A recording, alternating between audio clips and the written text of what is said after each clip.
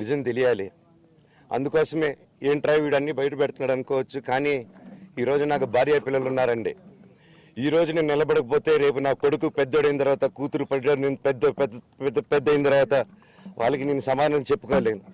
నేను దొంగతనం చేసి వేరే వాళ్ళు కడుపులు కొట్టి నా పిల్లల మొహం నేను చూడలేను, ఆ కూడు నా పిల్లలకి పెట్టలేను.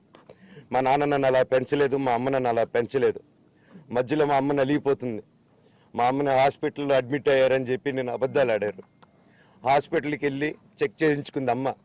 నువ్వు వెళ్ళిపో ఇంట్లో నుంచి, నువ్వు వెళ్ళిపోతే వీడిని చూసుకుంటావు మేమంటే, మేము మంచిగా మాట్లాడి పంపిస్తా అంటే నమ్మి ఆవిడ 3 రోజుల నుంచి దడదడగా ఉంటే వెళ్ళమ్మ అంటే ఏజీకి వెళ్ళడం వాస్తవం చూపించుకొని ఇమీడియట్గా మా అన్నింటికి వెళ్ళిపోయి అన్నింట్లో పడుకున్నారు.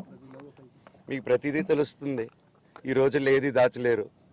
మరి ఇంత క్యారెక్టర్ అసాసినేషను నేను చేయని దానికి చేశారు అని, నా భార్య వచ్చిన తర్వాత నేను చెడ్డోడినయ్యానని, అదే వాళ్ళ తల్లిదండ్రులు ఉండుంటే గమ్మునుంటారా అండి? ఈరోజు నేను గమ్మునుంటే ఎలా అండి? తనకి తల్లి అయినా తండ్రి అయినా అన్నీ నేనే అండి. ఈరోజు తను వాళ్ళ ఇంట్లో ఆధారపడదు, నేను మా ఇంట్లో ఆధారపడను. నేను నా సినిమాలు చేసుకుంటున్నాను. తను సొంతంగా ఒక టాయ్ కంపెనీ పెట్టుకుంది.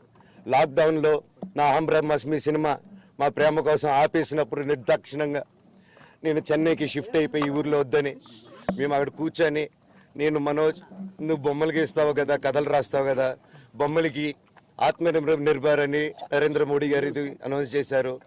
ఈ బొమ్మలు నీకు బొమ్మలు ఇష్టం, పిల్లలు ఉన్నారు, మనమే క్రియేట్ చేద్దాం బొమ్మలు అంటే లాక్డౌన్లో నేను డ్రాయింగ్లు చేసి కథలు రాసుకొని నా ఫ్రెండ్స్ దగ్గర కొంచెం అప్పులు చేసుకొని మేమే పెట్టుబడులు పెట్టుకుంటూ, నా ఫ్రెండ్స్ కూడా పెద్ద కష్టపడి వచ్చిన వాళ్ళండి. వాళ్ళకున్న కొంతలో నాకు పంచుకుంటూ మమ్మల్ని కాపాడుకుంటూ ఒకరినొకరు కాపాడుకుంటూ నిలబడి ఈరోజు మనీని నిలదొక్కున్నామండి. నేను నా భార్య, తను కష్టపడుతుంది.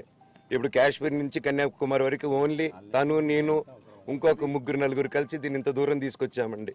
ఈరోజు నేను మళ్ళీ సినిమాలకు వచ్చేసాను.